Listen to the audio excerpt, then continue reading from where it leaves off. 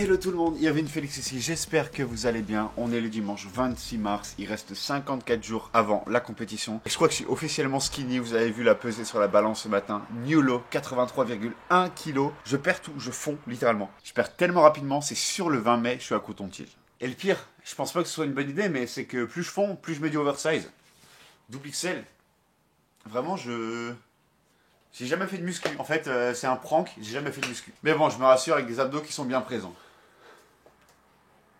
Et je crois que vraiment le plus impressionnant, et on me le dit souvent, à chaque fois je vois des gens qui me le disent, c'est la jawline. What is this? What is this? C'est incroyable, c'est un meilleur feeling, je trouve, de retrouver la jawline plus que les abdos, je trouve. Aujourd'hui, on est passé à l'heure d'été, mais il y a tellement de vent, et il fait tellement dégueulasse aujourd'hui. Vous voyez, c'est tout gris. Ça fait pas plaisir. Ça fait pas plaisir avec le vent, je vais m'envoler tellement je suis devenu skinny. On est dimanche matin, on va rester dans des vibes très chill. On va aller à la salle, j'ai pas de cardio ce matin mais j'ai une séance full body focus pec. Et justement, un autre truc en plus de la physique update qui va être le sujet principal de la vidéo. Donc ça va être très très cool à vous annoncer. J'ai l'impression d'être de retour au collège. J'ai ma petite casquette à l'envers, mon petit casque, un pull là.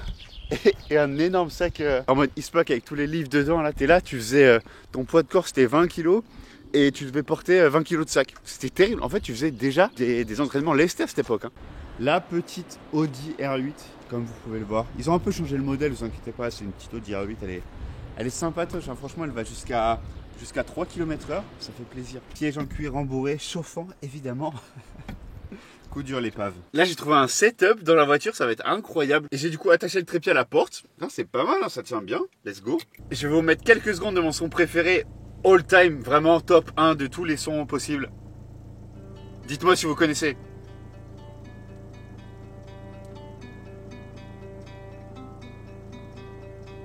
Watch me, take a good thing and fuck it all up in one night. Catch me, I'm the one on the run away from the headlights. No sleep, up all week wasting time with people I don't like. I think something's fucking wrong with me. Essayez de deviner dans les commentaires. En vrai, le parking de ma salle, ça peut faire un super endroit pour faire des shootings pour discipline, genre regardez. La vidéo dernière, quand j'ai dit que je savais pas ce que j'allais faire sur la séance, au final, j'ai quand même fait un commentaire. Donc là, ce qu'on va faire aujourd'hui, c'est que je vais vous mettre juste un rush de la séance. Je ne sais pas encore quel exo, avec tous mes exos et toutes mes séries. Vous voyez un peu ma séance du dimanche et je vous retrouverai au Physique Update.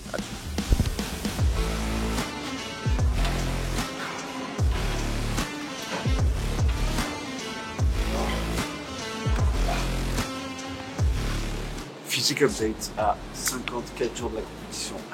Franchement, je vais mettre un clip d'une autre Physique Update d'il n'y a pas longtemps pour que vous voyez un peu la différence, mais ça avance bien, regardez ça.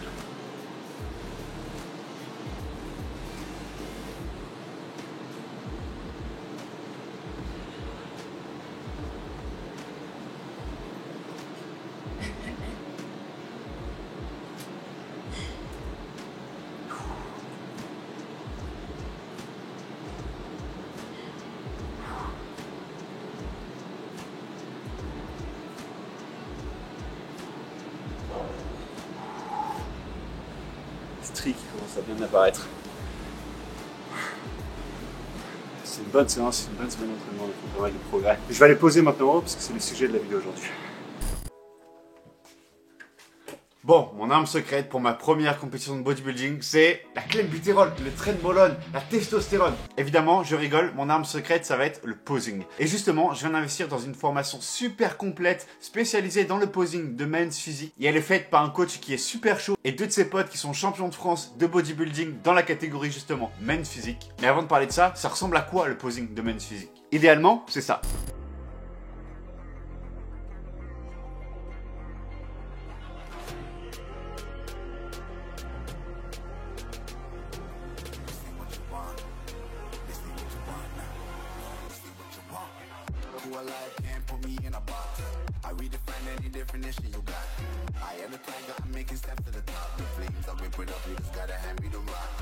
Take a seat, you cannot stand it.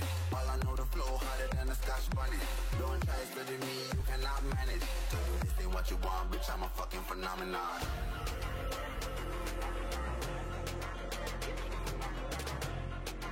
Et moi, du coup, comparé au gars de l'Olympia, bah, ça donne ça.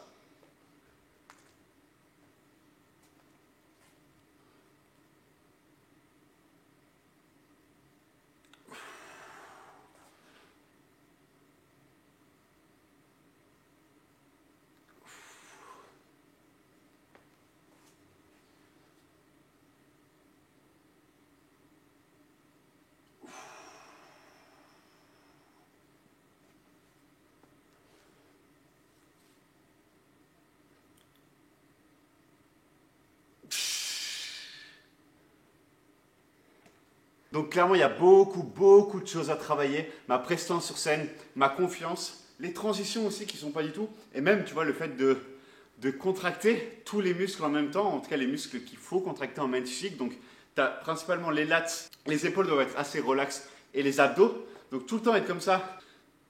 En fait, j'arrive pas à bien étendre mes lats pour donner l'illusion d'un dos large. Et c'est un peu ma faiblesse. Et pour rappel, en men's physique, les critères de jugement sont les suivants. Premièrement, un haut du corps en V, donc un dos large, des épaules aussi solides et une taille qui est assez fine. Le bas du corps, les jambes, c'est pas un critère de jugement, c'est pour ça que les compétiteurs sont en short. La symétrie est notée, évidemment le conditioning est noté, la masse musculaire également. Et en plus de ça, quand on parle de posing, c'est super important en men's physique d'avoir une certaine présence sur scène, de dégager vraiment une puissance, de dégager de la confiance, parce que c'est ça aussi qui va te différencier des gens sur scène, c'est ta présence, l'aura que tu dégages. Et encore, de dos, j'ai du mal aussi à comprendre comment bien élargir, comment bien en fait lever ses épaules, élargir ses bras pour donner l'impression voilà, de lats super large.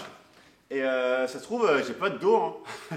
C'est peut-être ça. Et pour ma compétition en particulier, les poses qui sont imposées sont un peu différentes des poses qui sont généralement imposées dans les autres fédérations de bodybuilding dans la catégorie men's physique, puisqu'on a les poses suivantes. En étape 1, pour les comparaisons, on a évidemment les poses assez classiques, donc profil gauche, dos au juge, profil droit, face au juge. En étape 2, par contre, pour les poses imposées, et c'est là justement que la FBBN se différencie un peu des autres fédérations, on a les poses suivantes qui sont imposées. Le double biceps de face, le double biceps de dos, un biceps cage, on peut l'appeler aussi le side chest, une pose triceps, une pose abdos et aussi une pose qui est totalement libre. Du coup, si tu arrives sur scène avec un physique de malade mais que tu sais pas le présenter, bah ça sert pas forcément à grand chose. Donc j'ai acheté la formation Briller sur scène spéciale men's physique d'Amaury Platt, aka César Pro Coaching, que vous avez peut-être déjà vu passer sur les réseaux. Il est très chaud, c'est un AFBB Pro en classique physique, mais je vais le laisser présenter sa formation à sa place parce qu'il la market et l'explique sûrement bien mieux que moi. La poursuite de l'excellence, plus de 100 athlètes ont choisi de me faire confiance dans l'apprentissage du posing bodybuilding